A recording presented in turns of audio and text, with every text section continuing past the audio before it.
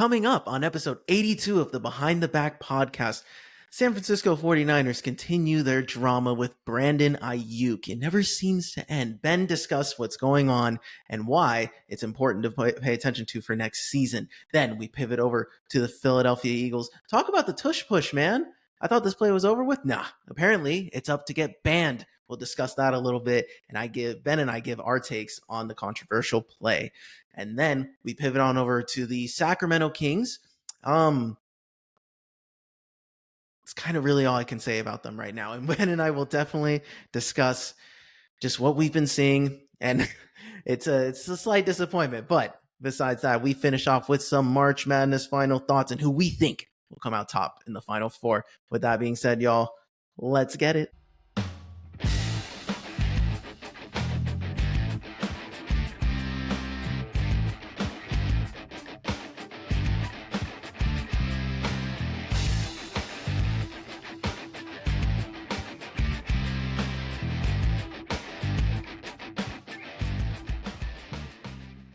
All right. Welcome back to another episode of the Behind the Back podcast. We are your hosts. I am Marcos Conan Negron, and beside me here, as always, is Ben, the Jet Reds. Ben, how are you, brother? It's been a minute.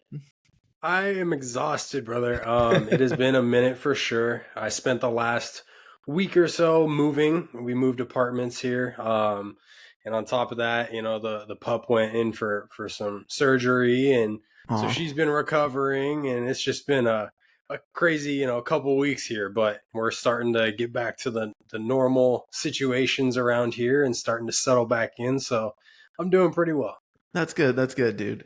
I too was really busy over this past week. I had my family over, my dad, my sister, and her fiance, and it was a really wonderful time. And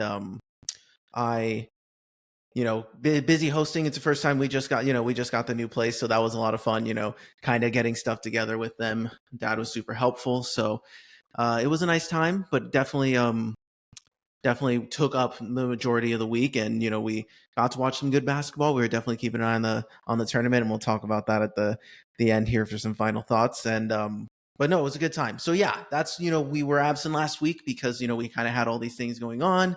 And we also kind of saw how the Kings were doing, and we decided, maybe we could skip this week, but we'll talk about that as we mentioned in the intro. So let's talk about, because we're so mad and frustrated at basketball right now, but we wanted to talk football to start, because there has been some bit of news. The owners meeting has been happening, free agency still up and going, and we wanted to start things off in San Francisco, where our show favorite wide receiver has been back in the news again. Ben, I don't know if you want to elaborate a little bit on the news with Brandon Aiyuk.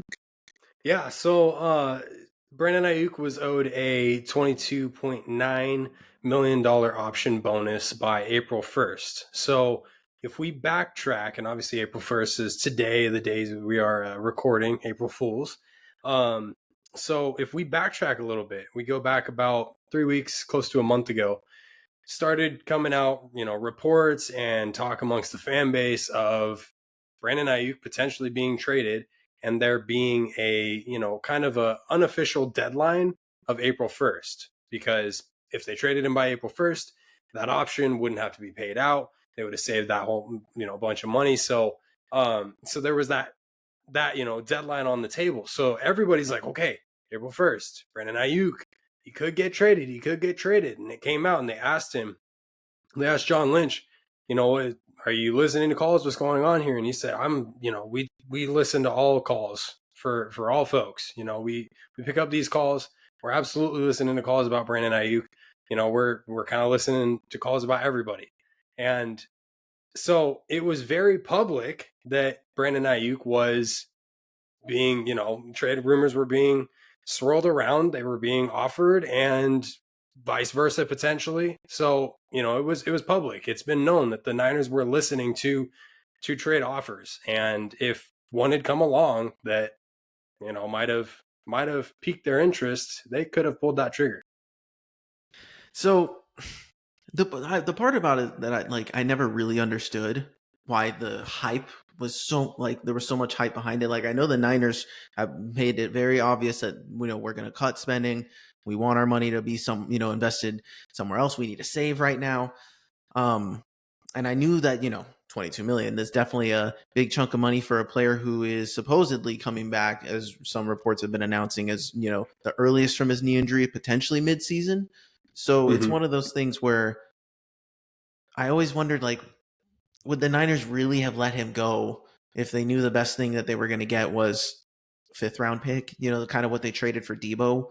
And had that had happened, would that have really been okay with the fan base if that was the case? So that was the part where, like, with this whole Brandon Aiyuk stuff that like bugs me. So not only was that trade most likely not going to happen because you weren't going to get someone dumb enough to bite the bullet and give you more than what you wanted, but now Mm-hmm. you have a potentially, I wouldn't say, maybe disgruntled wide receiver who, like, sure, it might, I wonder, maybe, we can talk about the different angles of it, but if I'm Ayuk, ever since this contract, even since last offseason when you were negotiating the contract, you never really felt like you were getting what you deserved as a player for what you've put into this organization. And, the second you get hurt, everyone kind of turns on you and says, we're fine with totally letting you go.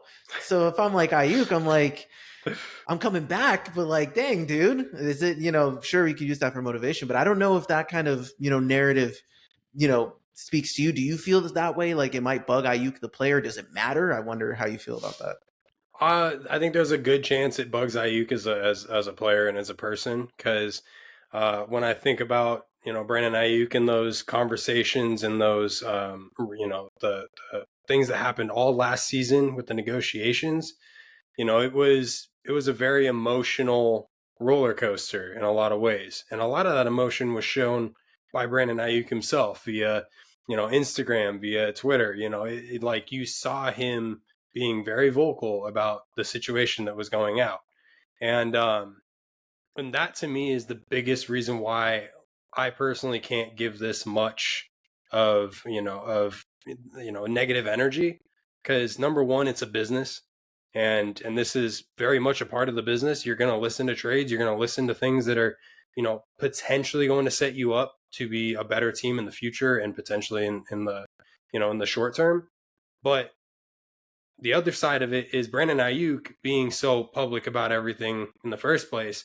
You'd be calling the kettle black by saying that. You know what I mean? Like, it's by saying, Brandon Ayuk, I'm upset that you went so public with my trade rumors and this whole thing, yada yada. Well, that would be completely aside from the fact, like, and against everything that you did all last season. Like, you did the exact same thing, and This that's is a where my very, head's at. no, it's such a good point. And I did bring that up, but I actually didn't think about the fact of how public he made it and, threatening basically to go to the, leaking Commanders game, Right. gameplay and stuff like that. So um, it was definitely interesting. Well, That's a good angle. It's a good angle. and I mean, look, the situation is Brandon's here to stay. Brandon's probably going to be back mid-season, like we just talked about. And the real part to me, if you're asking me personally, I'm happy he's still here. I think he's got a lot to prove. I think he didn't get even into game shape necessarily by last season. It's going to be tough to do that again this year. But overall, what Brandon Aiyuk is as a player, he's an absolute dog. He's somebody who's willing to put in the work and get better every single season. So I don't think that Brandon's even hit his potential, his ceiling yet. I think he's got more to build. And if you've got to kind of have these tough conversations in the middle of the season, or in the off season, where you say, look, sorry we went public, but you got to understand this is a business. This went both ways a couple times already. Can we settle down here and finally just essentially agree that your future is here in San Francisco for the next 2-3 years at the very least, before we kind of figure out the next steps. Right. So, and again, there's no, now you're in it. So, the money's been paid, and, at this point, the season, he's going to be on the roster this season no matter what. So it's Yeah. good that, we're recording today because we kind of got, clarification on a lot of the news. So I wanted to, you brought up, you still believe in Ayuk. Ayuk has, you've been on this pod numerous times. since way back when, since before Ayuk got paid, vouching for him and his talent and what he brings to the roster.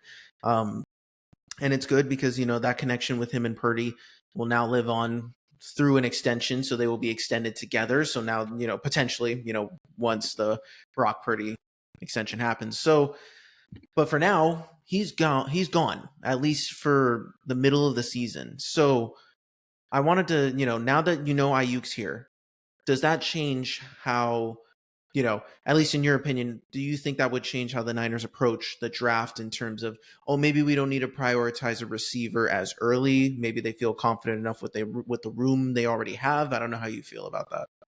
Well, I think they feel very confident with the room that they have, and even from a developmental standpoint, if you look at the guys they drafted last year, and Ricky Pearsall and Jacob Cowing, those two had a great amount of runs towards the end of the season, and both of them showed potential and something that you can continue building on as project players.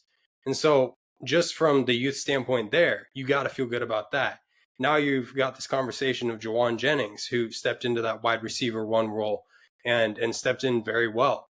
And you got to consider the fact that he can continue to keep that up, especially now if he's got even more to work for, if he wants to continue building more of a future for himself, which he's already put himself on a map. Like those three guys right there is enough to give you a good feeling going into this. Now, if you look at how you drafted last year and how you feel about that, looking at this draft, this is a pretty deep draft in a lot of different areas. And you can find wide receivers in the later stages here. There's also, potential to grab other wide receivers who are still out there who haven't necessarily been picked up. I doubt that's going to happen. I think they're going to prioritize going with the draft pick. But as it sits, I think you get one draft pick and you've got enough depth there at the wide receiver position for this season that can keep you afloat, especially with the Niners having one of the easiest schedules this season. So that's something to kind of consider. Yeah, and then with McCaffrey supposedly healthy, how much is Shanahan going to prioritize that run game again? Truth. So this is good. I believe in that Niners wide receiver room. So long as the key part is health for everybody, for all these teams. So long as guys stay healthy, it looks like a pretty good depth chart, even with Ayuk sitting in the sideline for now. And again, I think it's going to be one of those things that once Ayuk gets a chance to fully come back, and really get ingratiated within this offense again, I do think people forget just kind of how dominant he was when he was healthy and when things were cooking for the Niners, and what kind of threat he provided, not just for this offense, but for Purdy specifically. So I do think it'll be exciting to see his return, and hopefully he gets a smoother chance to return this time around. And I think it'll be dependent on the state of the team, how many, what's your record when he's coming back, like how important is he going to be needed. A lot of things will factor into it, but good reports from his health and all that stuff. But was there any other news in terms of the Ayuk situation of it all that you felt like we might have missed? Not the Ayuk thing. Just the last thing is Lynch pointed out that he's on his way. He's making his recovery, and he's hit certain points, certain goals already. So the progress is being made. It's something that you got to kind of take it, I want to say week by week, but it's probably more like a month by month at this point, kind of a thing. A lot of people tried to put, the last point I'm going to make is a lot of people tried to put similar timelines together for Stephon Diggs and Brandon Aiyuk, because they both went down at essentially at the same time. I think Stephon Diggs was the week after with an ACL tear, and he was out for the season. And reports are saying he's going to be most likely ready to go by week 1. And so people are like, okay, well, Brandon Aiyuk could be on the no, he's not. There's a lot more to that knee injury than just his ACL. There was an MCL in there. There was more cartilage damage. There was a lot of damage that happened to Brandon Aiyuk's knee. So this is a completely different recovery, and it's not safe to make that comparison of the injuries and the timeline and try to suggest that, well, Brandon Aiyuk, hasn't been progressing well enough, or the medical staff isn't doing a good enough job. It's being handled a completely different way. So I just wanted to kind of address that as it sits, and just say, like, this timeline is going to be unique to Brandon Aiyuk in this whole situation.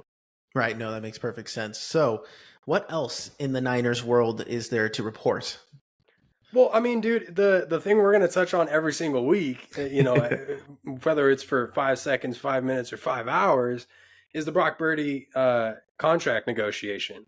And recent reports have suggested, based on conversations with our front office and based on conversations around the league, that the number is looking like 50 to 55 million, which is exactly what you and I talked about 2 weeks ago. And so, I'm just going to say, I called that. And obviously, we'll see if it pans out that way. I would be shocked if Brock doesn't receive something in that 50 to $55 million range. And one thing that I wanted to read was a quote from Jed York on the Brock Purdy contract negotiations. Now, you and I talked about how Jed has a little more of a role with his money now, right? Or rather, he's kind of closed his pocketbook and kept it a little closer to him, and he's being a little more tight with his money. Well, he's still not involved in the contract negotiations, which I found rather interesting for somebody who wants to keep such a tight pocketbook on all this. But he was quoted as saying, "I think contract talks have been good. It's not conversations that I'm having. He's got to make a decision with what he wants to do. I don't think we're that far apart. I think we can sit down and get something done. Whenever he's ready, we're ready." So he essentially kind of put the ball in Brock Purdy's court here and said, we're at this table. The table's set. We've got our knives, our forks, we've got our dinner plates. Everything's popping out of the oven. You just got to come sit down and talk about what you want here. And we can hash something out. So, on top of that, John Lynch also said he wouldn't be, it's not too optimistic to think that a deal could be made pretty soon. So I would keep an eye on the next 3 to 4 weeks, probably the next month or so, and see just how much this ramps up. If this ramps up, I've got a good feeling, Marcos, that we're not going to have any holdouts or anything like that. I already feel like we're not going to have a holdout with Brock, right? But I would be a little concerned if after a month we don't hear a little bit more about this situation, not just the conversations, but a little bit more about what the money really looks like, what Brock, his initial conversations were. Like I want to hear something of genuine value in the next month. So that's something I'm going to be on the hunt for and keeping up to date on. Love it. That's good news. Yeah. And hopefully, we talked about it. It's most likely what's going to happen in terms of the range he's going to fall into. And it's going to make sense. And I think it's the right move. And, we've touched on it, for weeks now. So like you said, hopefully we get news on it sooner rather than later. But it seems like things are moving in a much more positive direction with the Purdy deal. So that's always good to hear. Yes, sir. All right. Any final news with the Niners before we move on here? Now let's get to them Eagles. All right. So for the Philadelphia Eagles, the owners meeting, obviously, as I mentioned earlier, we're going on this week from Monday to Wednesday. And so tomorrow, today's Tuesday, the day we're recording. And the main topic of interest, one of the main rules, suggestions, changes that got put on the table was eliminating the Eagles' most infamous play, the Tush Push. And it was suggested by the Green Bay Packers originally. They were the ones who brought it to the table. And there was a myriad of other changes. I forget exactly what they were. I know they did something with the kickoff. I know they did they're doing an auto reffing thing, or where they can check the spot. Did you see the chains? They're not doing the chains anymore next year. They're doing it by camera now. It's wild. Yeah, they said the chain gang's still gonna be there should something go wrong, but so they're kind of removing it. And they also changed the overtime rules. So where the playoff overtime rules, where both teams get a chance to possess the ball, will also will happen in the regular season. So even if the offensive team scores a touchdown first, the other team will get a shot to score a touchdown. Wait, that was always the case? I had no idea, man. That's wild. Somebody should tell the Niners that. Right. So they did that in the playoffs, and now they're moving it to the regular season as well. The Eagles were actually the team to put that up as a proposal. So that was an interesting one too. So the Tush Push Ban is the topic we need to talk about because it directly impacts the Eagles. As this is, if we want to talk about Eagles eras, I think with the 2017 team, it was the Philly Special that happened in the Super Bowl. But this play has been a defining play for this team for the past 3 years now, and I think it's very interesting that I've come on this pod over the past couple of years and found myself wondering why we have to defend this play. Why do I feel like why it's bugging everybody that we figured something out that that the rest of the league can't stop, and now you just want to take away a play because you can't stop it. And then the thing is, it's one thing if they came out and said, "Oh, this is just an ugly play. We don't think it's good for the game." But they came out and said that it was a safety concern, that nothing has happened. Not a single injury has been reported off of a tush push play, and they've been monitoring this the past couple of years now. But they're saying the argument they're trying to make is that they want to prevent an injury before it happens, which in the NFL is something that never happens. They always make a change after it happens. So I do think that if they're going to try and loft something up like that, I think it's kind of sad. And I think, listen, if it gets banned, I'm not worried. It doesn't affect my belief in how they approach, fourth down situations that they were in fourth and short. When you have the offensive firepower that we do, you would probably go for it on every fourth and short. But this kind of just reeks of like Bills, Chiefs, overtime complaint rules. We're going to change this one thing because of this one instance. But I know the tush push happens to everybody that the Eagles play. But the thing that's important is that it needed 24 votes to get banned officially, but they'd only received 16, which is still more than I expected. 16 of 24 people needed. And it wasn't completely off the table. It's not safe. It's just safe for now. The owners will reconvene. They have another meeting in mid-May, and that has been brought up to the table. So it will be rediscussed and potentially revoted on again. But odds are it's most likely going to remain for the season. But that's just the big news. Ben, as someone who's had to deal with the tush push and having to watch it from afar and up close a couple times, how do you feel about this news? Would you ban the play? No, I wouldn't ban the play. I would find ways to stop it, or I would find ways to prevent you from even getting to, the 1 yard anyway. It's loser energy, bro. It really is. Like, I would love to know the list of the 16, the 16 that voted on that, because if the Niners are in there, I would actually find myself a little bit shocked, but I'd also be pretty disappointed because like, it just doesn't make sense why you would ban a play simply because you can't stop it. When your argument at the table, you made a really freaking great point. And that was, the argument at the table is that, we're trying to prevent an injury. We're nervous about, what injury could come out of it, right? Well, number one, an injury hasn't happened. But aside from that, a better argument would have been, it's just not a pretty looking play. Like, that's all you really have to go off of right now. And I feel like you could have a better chance getting more people on your side by saying it's just not a fun play. Like, this is a rugby play. We're playing football here. Like, what are we actually doing? That just, to me, seems like a better argument. But I hate the tush push. I'm going to be honest with you. I really hate it. I would love to stop it every single time that we can. But the realistic part of it all is simply, you guys set that blueprint of having dominating the trenches now for a couple seasons. This is the blueprint to stop it. You need an even more dominant line to have a chance at it. And right now you've got two guys back there in Jalen Hurts and Saquon Barkley who can squat the entire world. So the chances of you stopping it are pretty slim. It's all about just essentially stopping the 1 yard attempt anyway in the first place. So it's loser energy. I think it's misplaced.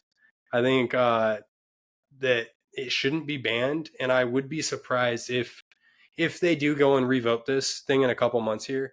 I would be surprised if we have the same amount voting for the ban.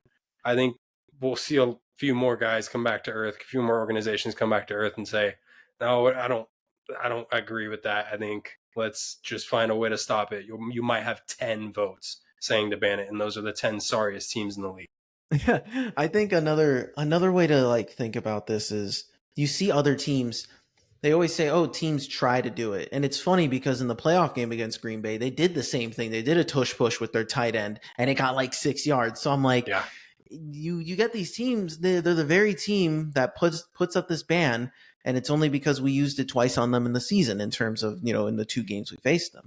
And I just think it's really, I get it frustrates teams, but it is a personnel thing. It really is we went ahead and perfected a play that for if you're another team, like just practice it. And it's a hard play to right. practice. Obviously, it's like obviously the Eagles committed to this and knowing what it was going to be, but it worked. It paid off for them. So I'm surprised more instead of team. Another thing is like instead of teams complaining about it, why not just try it for yourselves and like see what you can get the best outcome? Like you saw teams like the Niners incorporate a more traditional QB sneak, and obviously that led to Brock getting a concussion.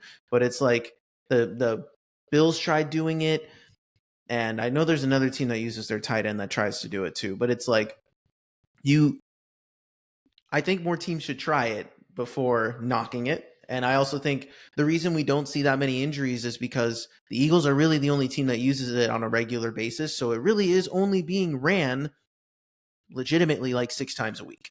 So it's really, the odds of an injury happening on that play are low. And I do understand the argument of if more teams actually ran it, the possibility of an injury coming out of it are going to be much higher. But that's the issue. It's just an Eagles play only, so I don't understand why Exactly. they want to ban something like that. So yeah, loser energy. I hate it, dude. Well, and the risk is the same for the Eagles. Actually, it's heightened, right? Because you guys are doing it more often than any team. So I feel like you guys should be the one going to the table saying ban this, so it's not even our in our playbooks. Yeah. We can't do this. We don't want to injure ourselves because that's the reality. Is you guys are running this play, maybe half a time a game essentially. So it's like every other game, right? Um, and that's you just haven't been injured, and this is a stupid conversation. We shouldn't have to talk about this. It's wild to me. But I do have a question on it, and you kind of talked about it, but I want to pick your brain a little bit deeper on it. And that's if it was banned. Mhm. I know the Eagles for the length of how long you've been running the tush push have known that that's been in your back pockets on every single drive. Every single drive. Does that change how Sirianni, Kellen Moore used to call plays offensively for this team? If they don't have the tush push, and does that change things going forward if they didn't have the tush push? In terms of how they call those drives. What do you think? I think the only thing it would truly limit is in a big spot in like the middle of the game. If it was like a 4th and 1, 4th and 2 at like our own 38 or 40 yard line, where if we don't get this, it's going to be on the other side of the field. But with the tush push, we could run that on our own side, feeling confident that we're going to get it. Um, so we wouldn't have the luxury of having those kind of momentum continuing drives. But I do think that if we're at the 50 plus, if it's 4th and 2, Saquon Barkley, AJ Brown, Devontae Smith, Jalen Hurts, this O line, like they can get you 2 yards. And I think that's so you would put. I think I would put them around the league average of like the Lions in terms of how often they would go for it on 4th down, knowing that you have the talent on that roster to just give your team a chance. And so long as the Eagles have the defense that they do, if the defense continues to be as productive, doesn't have to be the best in the league, but if it's top 5, if it's in that consistent range, you feel confident going for it on 4th down more often too. So that's never stopped Sirianni before. He has always been an aggressive coach, even with a middling defense. I do think the only thing it would change is like it notches our aggressiveness from like 110% to 102. So that's just how I feel Right. about it. Yeah, and that was kind of the part I was wondering is what that aggressiveness looks like, because I can't tell you how many times I've seen Sirianni make a play call that was super aggressive, and you feel that that tension on the sideline and through the TV and on the field. You feel it. They go for it, they get it, and you just see Sirianni just going crazy celebrating because he knows he's like, I was ballsy. I shouldn't have done that, but I did it and it worked. Exactly. So I like that answer. That was good. Yeah, so honestly, so yeah, this is fortunately this is off-season stuff. This is the big news going on right now. Woo. So it's yeah, right. So it's been nice, most likely this play isn't getting banned, but this is a dumb topic that everyone's talking about. And I've thought, I've been on record talking about this play for the past couple of years now. So I've always obviously as a Eagles fan, I'm always supportive of it. And again, if it was injuring the team, then I would kind of be a little bit against it. Like, hey, maybe only use it if you really, really, really have to, not every single play or opportunity that you get. So I think that's another thing that I just like. If it's going to keep working, just keep running it until it doesn't. Once it stops, Yeah. then it'll go away and it'll die off, and people will remember the tush push for what it was. And everyone's gonna the tush push is only going to be a topic of conversation for this guy in the next 20 years when people are going to take his stats and say, oh, how many of those touchdowns for tush push touchdowns? And I'm going to be like, well, it don't matter, Super Bowl and all that, so it's whatever. But yeah, no, that's kind of been the big news, was definitely the tush push stuff. But I did want to bring up for, this is draft season, my season, a lot of fun. It's been, now that, we're really in the thick of it now, and the draft's in a couple weeks here. The Eagles announced 12 of their top 30 visits, 12 guys who are going to be coming in for their official 30 visits. And why I bring this up, I brought this up last year too, and it ended up following suit. The Eagles are in the past, half decade or so, have been very keen on these top 30 visits to get a feel for their prospects. And the guys that they usually bring in are guys that are drafted on this roster. Jordan Davis was one, Cooper DeJean, Quinyon Mitchell, Sidney Brown. Like, these were guys recently brought in that were totally a part of these top 30 visits. So the names on this list matter, as these are kind of the guys that are going to fall in the Eagles range. And I'm not going to put a whole list of them. There's, a lot of guys that, are not going to be well known and most likely not going to be drafted by the Eagles. And Ben and I next week are really going to dive into, tiers of guys that we're really excited to see. And, some in the early rounds, some in the mid, and some in the late, guys that we're really interested in. And we'll go in depth on who we like. But the names, I thought there was 3 names here that really stuck out to me. That I felt like would be good to touch up on, because these are going to be guys you are going to be hearing about. I'm very confident that these are guys I would totally be okay with being on the roster. They fit kind of the profile of what we're looking for. So just kind of a quick preview to our draft preview stuff for next week. So a name that really stuck out to me in this one was going to be offensive tackle from Oregon, Josh Connerly Jr. The only reason this is important is because Lane Johnson has recently, they asked him during the Super Bowl and post Super Bowl, just about like his legacy and what he wants to leave behind. And he says he really does want the opportunity to, bring a young guy and, be his mentor, basically like what Jason Kelsey was to Cam Jurgens and to Landon Dickerson, things like that. He wants to help this organization by helping train a younger guy to take his place when it's time for him to retire in a couple years. So this is a very good offensive line draft, and this would be a very good opportunity to draft Lane's successor. So I would not rule that off the table for, pick 32. So that's definitely something. There's a reason why I would pick his name. He wouldn't be my favorite of the offensive tackle prospects. I like him a lot, but he is a name with a very high profile that a lot of mock drafts have us, right around that range. So he's a name to look out for. Another name to look out for is going to be, I want to make sure I have the right list here. Yeah. And this guy is my favorite. He's going to be defensive end Donovan Eziraku from Boston College. This is going to be a tough name to pronounce if he gets drafted. But he is an edge that's been mocked to us actually pretty consistently.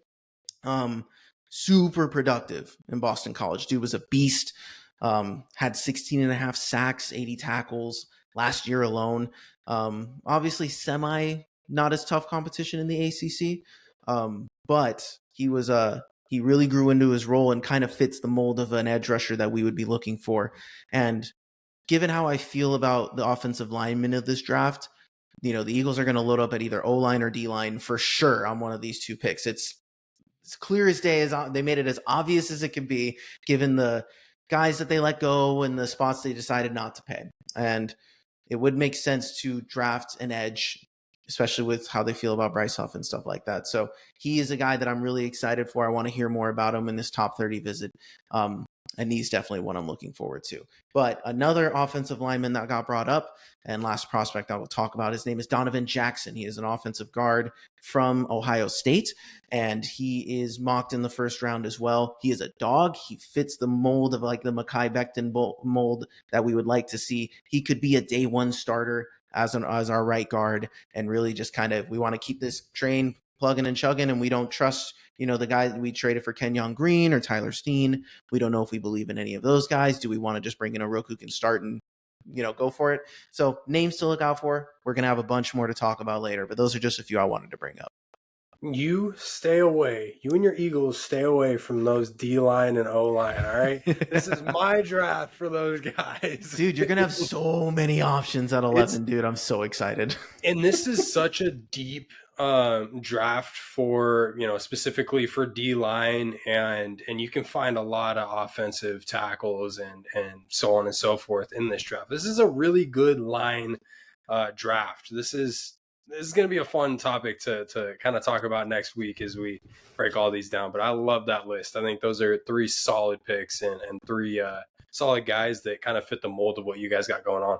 Yeah, exactly. So it'll be very cool. I'm really excited because you kind of have a nice luxury pick. We get to talk about a top 15 pick, dude. You have options. So it's going to be really interesting. I'm excited to hear the names that you have for your guys for the team, because I'm interested to see if you and I have similar guys for each of our teams. So I'm excited. Yes, sir.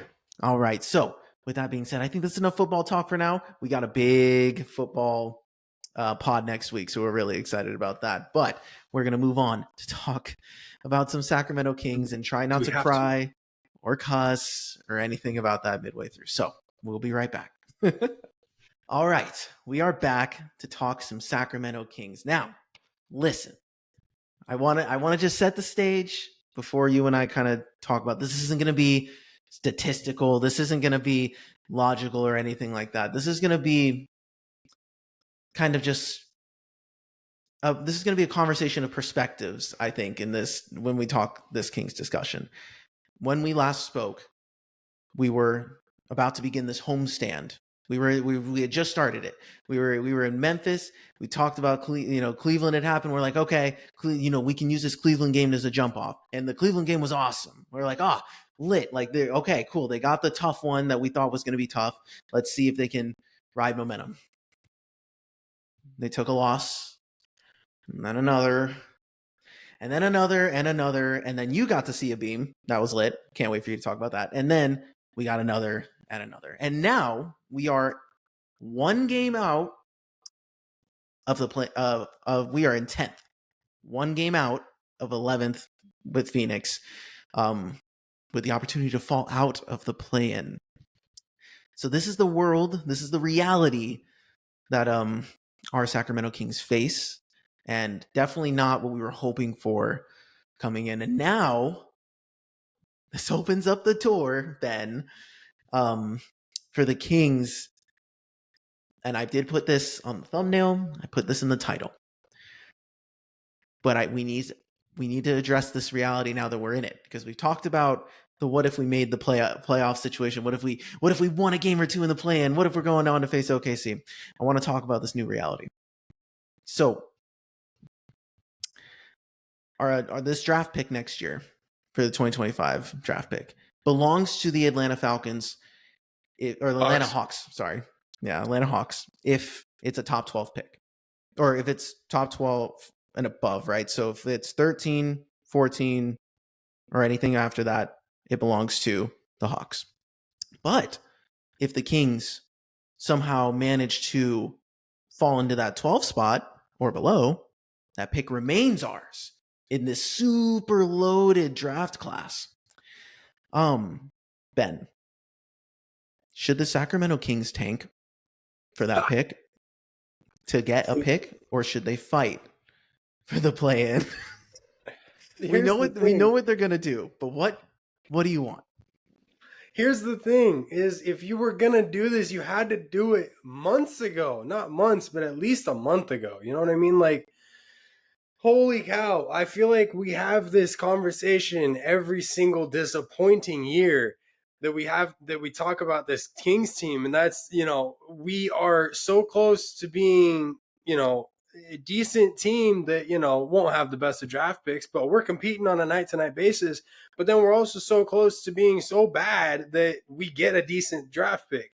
But we never really land that like top draft pick and never position ourselves well enough. So, um, what do I want versus what I think will happen? I would love to see the Kings keep their pick. I don't want to root for them to lose the rest of their games, but at this point, I gotta kind of weigh what it would feel like to know that we have a top 12 draft pick and know that that's technically another building block for our team and something that we can rely on moving forward is having that rookie contract. And if you land the right guy, it's a potential building, cornerstone and building point for your team.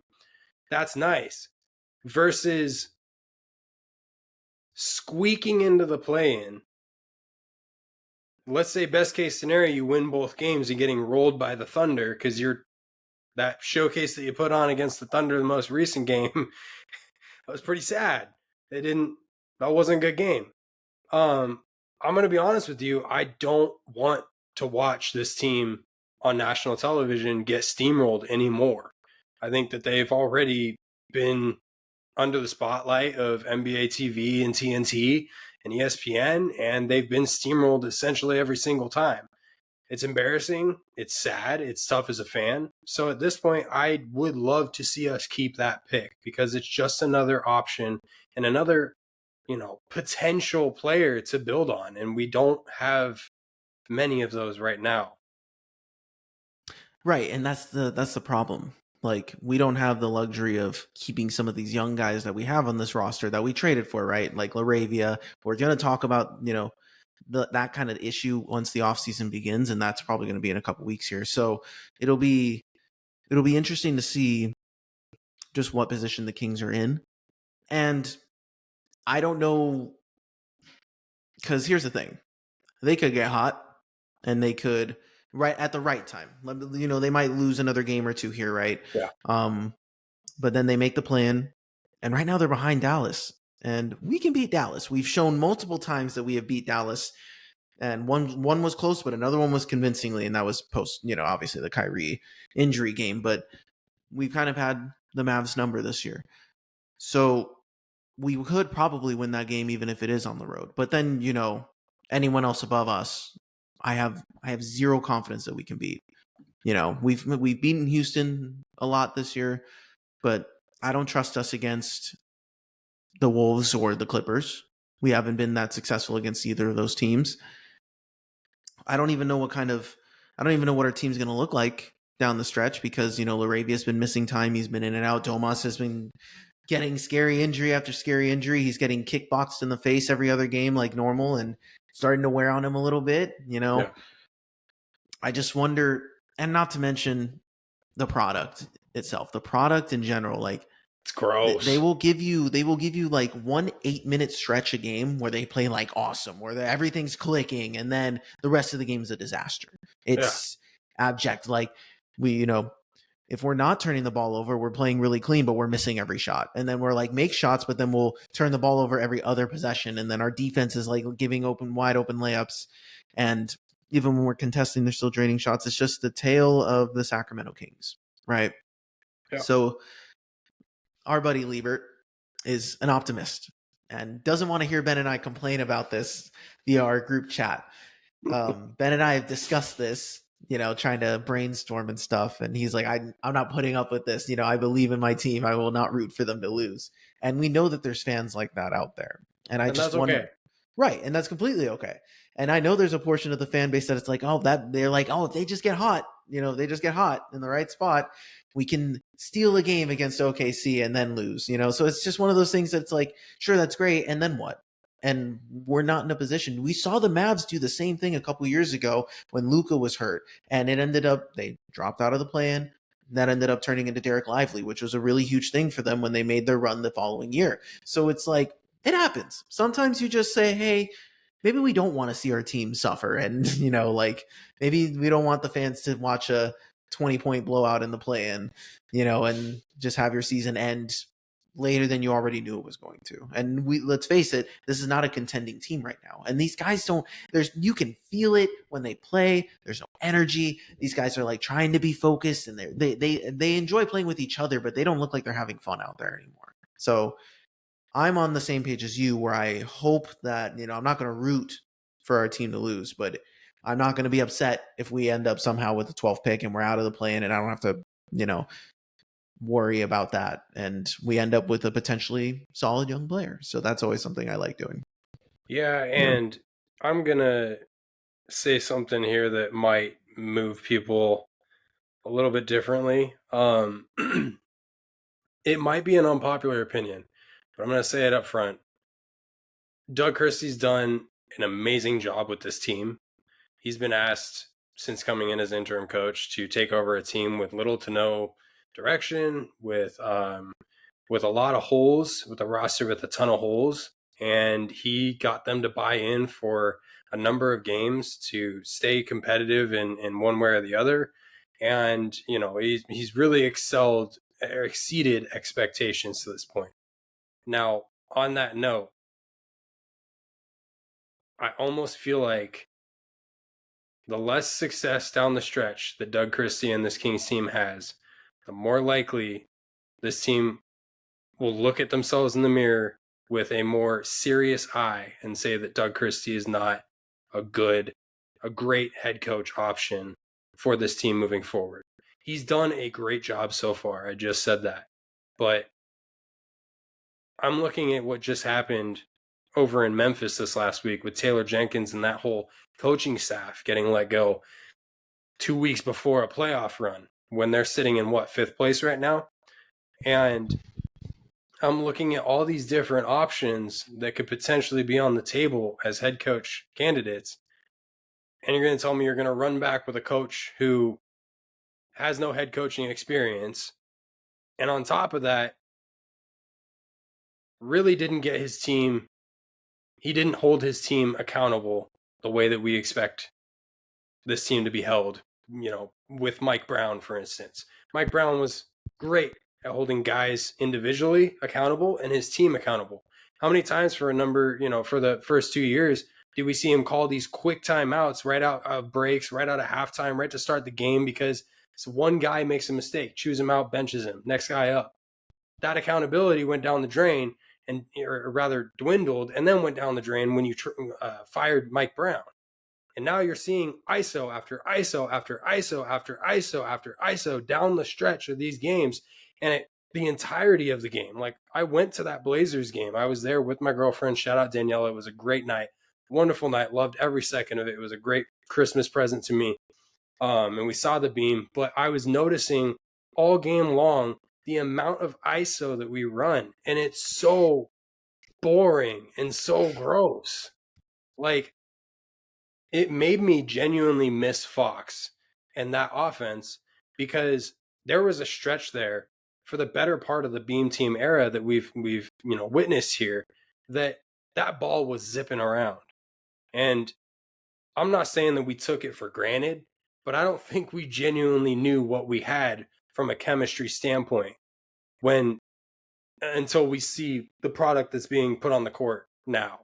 And it's embarrassing. It's almost disrespectful to the city of Sacramento, to these fans who show up every single game, every single year, to put a product like that and get blown out on your home court as much as you have this season. It's embarrassing. And in a lot of ways, that in and of itself should be a massive reason why I don't think the Kings should run it back with Doug Christie. Absolutely, if you can, find a way to keep him in the organization, because he is a massive part of this organization. I love Doug Christie. I loved him when he was on the Kings back in the day, and I love him the current. He's one of the Kings who have been around this organization for a number of years. But I almost want to see this team lose out so that there's little to no chance Doug Christie does come back as coach, and we actually get the right pieces in the building, high IQ, high accountability pieces to essentially make it feel like more serious basketball in Sacramento, because lately it hasn't felt serious. And that's the big point, right? It's like a lack of seriousness with this team. We're not making winning moves. We're not operating like a winning organization. Listen, and I know this sounds, it sounds like we're just trauma dumping on the Kings here. And it kind of is that way a little bit. That's just kind of how the season's been.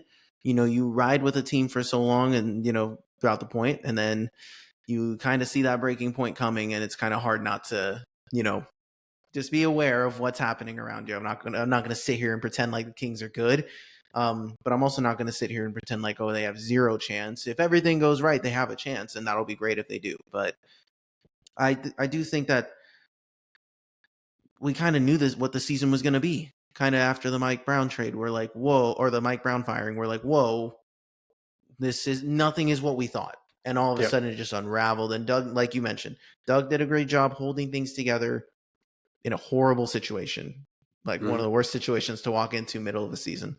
But I do think that, we'll see what the offseason holds. Taylor Jenkins is a name, but there are going to be other options out there with a lot more experience. And that's no disrespect to Doug and his coaching style. I do think if given the right opportunity to start from start to finish, he will actually, he can produce something good. But I agree. I would hope we get a little more experience in the building. So we'll see. We'll see and again, this will just be a sign to us as fans of what the Kings prioritize and how they view team building in the future. Because there's been reports of Lottie Divac getting more involved in the building, getting his mitts and paws back into things, and worked so well the first time around, right? Right. So we got the alumni coming back. So it's just one of those things that, you're hearing these reports, and, we're probably going to see way more reports come out about this dysfunction as more guys leave and things are aired out. It's just going to be, this sucks. This was just a crappy year given the momentum we had built over the past couple of years. And, we were hoping this would be a bounce back year, and it didn't bounce back the way we were hoping for. And, we're not out of it, and we're not in like an unrecoverable spot, but we're not in a good spot either. So, I don't think many teams envy our position. So yeah, it's tough. And it's a tough spot. And I mean, I gotta stand here and take it on my chin, because prior to the season, we talked about the expectations of this team from 50 wins. Exactly. Yeah. You said 50 wins. We agreed 50 wins, and I pushed it a little bit further and said 55.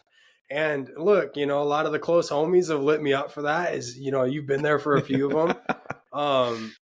The reality of the situation is 55 and 50 wins didn't seem crazy going into the season. And this is the kind of the point I've been trying to stress to people who have given me some slander for that. And that's simply that this team had so much going for them. And now here we are, 5-6 months later, and this team is in a completely different spot. And I promise to tell you, I promise you, it's not a better spot. Obviously, we all know that.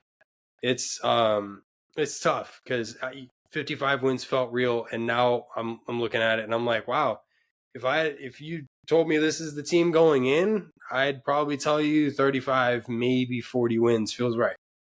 Yeah, and there's a reason that win tracker is no longer present down here anymore for the Kings. No wins. But it's so I want to just, we mentioned that we were okay with this, the Kings potentially landing a pick, but we got to talk about how they need to get there if that is a possibility. So in order to do so, this final stretch, the team that we need to take over would be the Phoenix Suns. But they're also in a tough spot with Kevin Durant being out for a week. And They were already, the Suns have had since the All-Star break to really gain ground on us when we were playing poorly. And they also just decided to match us and play equally as poorly.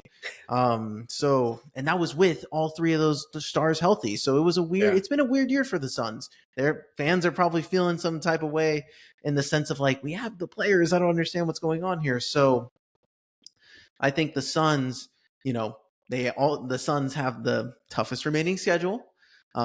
So the odds that they're going to just steal some of these are pretty low unless some of these teams that they play decide to rest some dudes.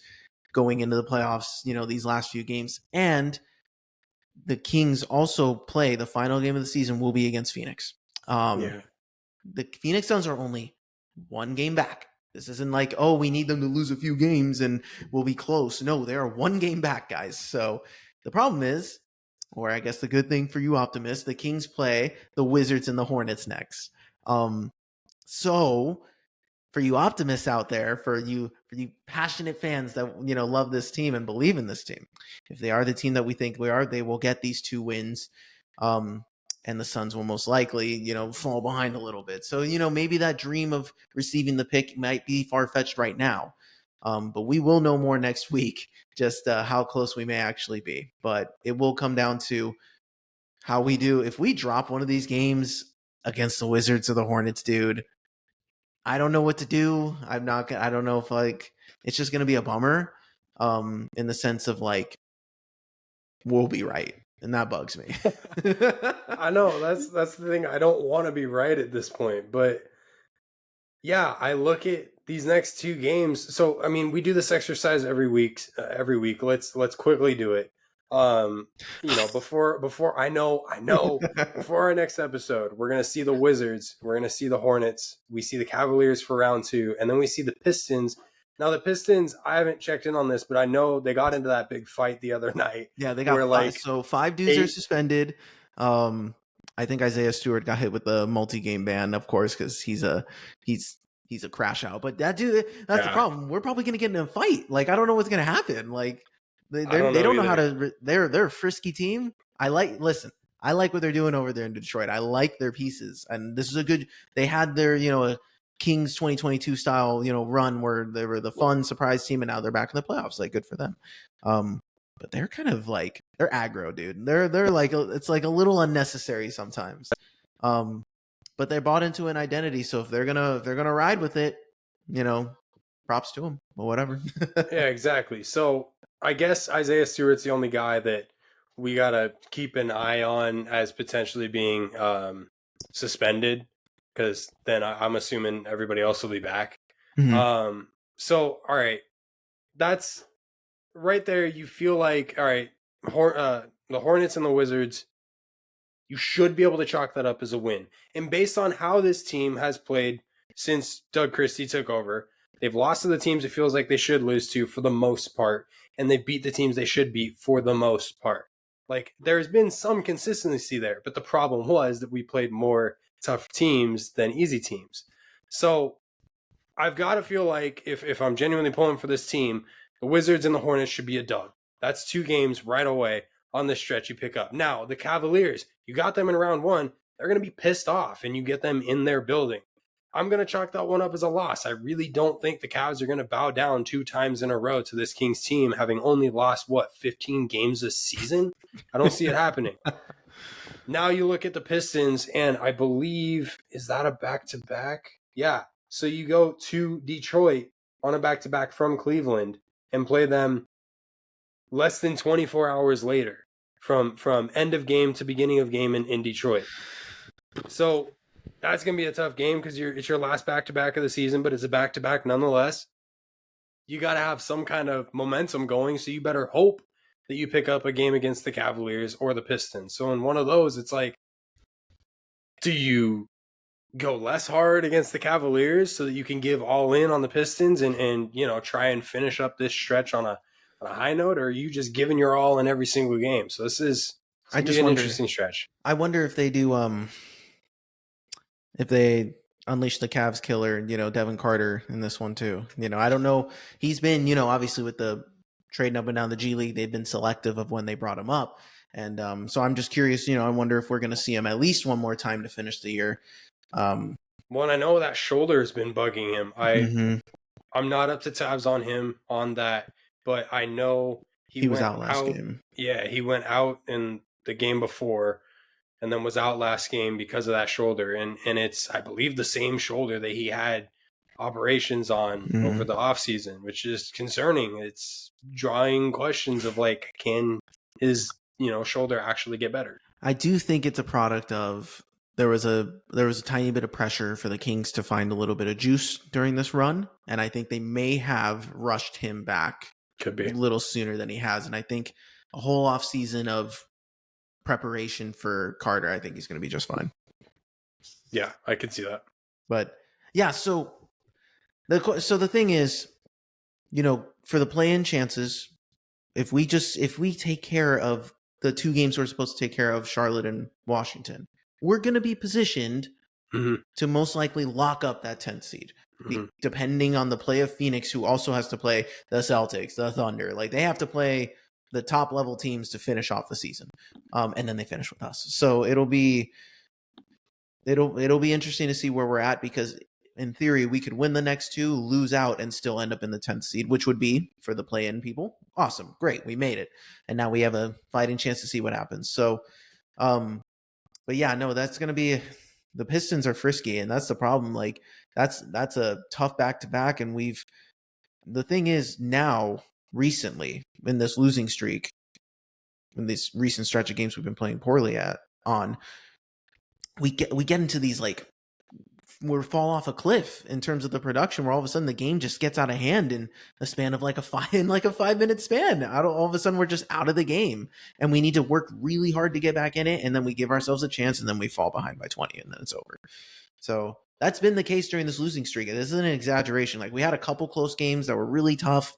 Calls didn't go our way, and well, what else is new? But that's just, those games, I think this was a case of, when we talk about like success not even just in like in the NBA, but like in sports in general, in these tight clutch situations, there are going to be certain seasons where you're cooking in those spots and you're winning them way more than you normally would be, or you will be league average and you're going to win, 3 out of every 6, about 50%, you'll win some of them, or if not, most of them. And then you just have a year where you're going to lose, where you're going to drop. In the NBA, you'll drop, 15. You only win like 15 out of 30 opportunities. And you're just like, dude, like, I need, like, these past 2 years, close games, we've struggled. And we've lost some of those games where we're like, dang, if this call went this way, if this turnover didn't happen, if this shot went in, we're talking about this result differently. And I don't know when that kind of momentum will swing back in the other direction. And I don't know if that happens at all for the remainder of the season. Yeah, and it might not, because it just feels like at this point, this team, like you said earlier, they'll put together like 5-8 minutes of really solid basketball, and even in a smaller, manner, they'll go on like a 10-0 run and take like an 8-point lead. And you're like, okay, this is nice. Then the other team calls a timeout.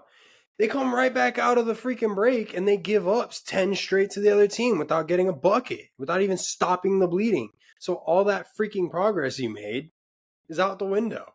So it feels like at this point, you can't win with the referees. You've known that for a number of years now. You're not going to win the foul battle, right? And now on top of that, you don't have the same kind of, obviously chemistry. You don't have the same style of players to go and get you the end game buckets. Everybody knows our game plan at the end of games now is to go to DeMar DeRozan. And I'm sorry, but he's easier to stop than De'Aaron Fox. When you look at De'Aaron Fox and how he was able to close games, he did it at every single level, when he was playing his best. So DeMar DeRozan, he's probably going to take a 3, probably going to have a toe on the line. He's probably going to make a boneheaded play. And the thing with Zach LaVine right now is he's not taking over games like he should either. And that was kind of what we wanted him to do, was come in and feel your best and play your best. Like, this is a free flow offense. Like, just feel that, feel the game for what it is and just do you, man. Just do you. Take 10 threes a game, like Doug said. Well, he can't find that in a system that has no identity and no direction. Like, you can't just ask a player like Zach LaVine to come in and make a system out of nothing. It's not what he is. A guy like De'Aaron Fox is that, sure. There's other guys around the league that are like that, sure. They are system players who don't just fit into a system, but they are a system. Sabonis is one of those. But we're not using Sabonis that way. We're using Sabonis as our rebounder for our dumb ISO plays. So this is just a rant at this point. The whole point of it is like this team is struggling to put together wins. They've struggled with the officiating before. To think that this team is going to find a way to win some of these harder games is hard to see. So if you want a chance at this play-in, you have to take care of the teams left that are easy wins. And, another team that we didn't really talk about too much was that Mavericks team. They also have a little bit of a tough stretch down the road, and they are, I believe, a game ahead of us. Mm-hmm. They're a half game ahead of us right now. So you could still get that home court advantage for game one of the play-in if you take care of the business that you should. And I mean, the Mavs have 8 or 9 players available right now. Like, they're so injured. There's every reason why the Kings should make the play-in right now. Just got to do it. Right. And if you do it, great. And if you don't, great. So it's like, it's a win-win for us pessimistic fans out here. So it really is, listen, like we said, if they make a run, cool. But if they don't, cool. So that's how I feel right now. Yeah, I'm in the same boat. And I'm bashing on this team. I love this team, but I don't love how this team looks right now. Mm-hmm. Nonetheless, I love this team. I will continue to support them for the foreseeable future. But there is a lot of work, whether you make the play-in, playoffs, or not this season. There is a lot of work this offseason to be done, and this is going to be a wild offseason with a lot of questions. Yep. So let's pivot on, and we will touch up on the Kings next week and see where they're at, see if they win the games they're supposed to, and we're talking about, okay, let's prep for the play-in. So let's finish off with some final thoughts. Our last final thought last week was about, or 2 weeks ago, was about the beginning of March Madness. And normally, Ben, not every favorite, not every number one seed makes it. In fact, that's only happened one other time to the Final Four. That was in 2008. That was also a very loaded Final Four full of NBA players. It was.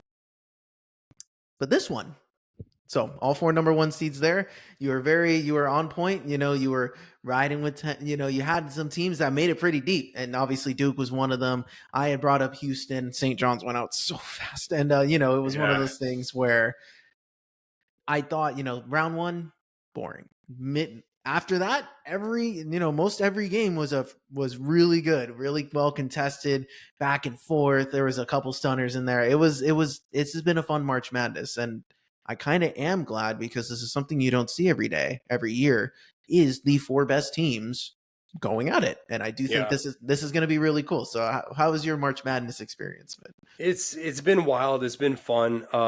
My bracket was cruising for a while there. Out of the East, I only got really 1 game wrong. And as far as my Final Four, I had Auburn, I had Florida, I had Duke, but I had Tennessee fighting off Houston in that game. And even for, a good margin of that game, I was like, Tennessee's still in this. I know they can pull together a run. I know they can put it together. They tried. They almost did it. But ultimately, Houston is a really good team. And all 4 of these number one seeds are really good teams. We are in for an electric showdown in this Final Four. And the way that March Madness is going to end is going to be wild. So I'm excited. This is probably the most excited I've been about a Final Four in a number of years. Mainly because, I picked 3 of the 4, but, it's fine. I've got Duke winning it all still. And I feel pretty good about that pick. I feel like they've cruised through essentially the entire March Madness. Shout out Arizona, though. Your team over there, they gave them a game. They gave them a game. They really did. And Duke pulled it away at the end and kind of big brothered, but and showed their legs and their muscles. But Arizona put together a really good, blueprint of how to compete and can keep up with this Duke team. So I'm curious to see going down the stretch here if Duke is going to struggle in these last, game or 2 games, or if they're just going to continue cruising. We'll see. Yeah, it's going to be fun. And for the women's side of things, too, I don't know if you were keeping tabs on that, but when my family was here, we were watching a lot of the women's games, and there were some awesome games. tough injuries. Juju Watkins, Yeah, tears her ACL. That's tough for USC. That was tough for her. they still cruise though. They did, but now UCLA's in the Final Four for the first time for the women, so that's good for them. It's going to be Paige Becker's just popping off, so this is going to be fun to see the result for the women's. Who gets to the Final Four and all that stuff too. So a lot of fun. This has been a fun March Madness. I do think that I still like outside of draft season and March Madness. I don't keep up with college basketball the same way I used to. I used to just rely on my mom for that information there. Shout out Mama Ruth for all the Arizona information. But yeah, no, it's been a lot of fun. So definitely looking forward to how March Madness ends. And I think, I know you have Duke. I do believe in Duke. I don't know. It's hard, dude. I could see full, but then again, oh man, I don't know. I want Houston to win. If I'm being honest, I want Houston to win. I don't think they're going to though, but I want Houston to win. The Big 12 represents. Houston looked really good, and they've looked really good all tournament long for the most part. I think defensively they've got a lot to prove and a lot to continue proving. They really put on a defensive show against Tennessee in the last game, and if that's kind of the the defensive approach you're going to take down the stretch here, they're going to position themselves really well to find themselves in the championship game and have a shot at the whole thing. Yeah, for sure. All right, y'all. So I think we're gonna put it away there. This was a fun episode. It was good catching up. It's been a minute. But with that being said, this was episode 82 of the Behind the Back podcast. You can hit us up at behindthebackpod13@gmail.com. For all y'all watching on YouTube here, our links to our socials are up above. For all you audio listeners, the links to the descriptions are down below. Please give us a like, subscribe, rate, review, follow, comment who you guys think is going to win out of this Final Four. And we'll definitely have a discussion there and see who ends up winning once this is all said and done. But I am Marcos Conan Negron. Beside me here, as always, is Ben the Jet Rat. Guys, we love you so much. We do appreciate growing with you guys each and every single week. We're seeing the progress. We're feeling the love and support. And we're glad that we're slowly growing a community here with you guys. And we really want to help expand it. So please help us. Tell your friends about the show. We're going to be growing each and every week. It's going to get better and better for you guys. We promise. All right, guys. We love y'all. We will talk to you next week. Peace.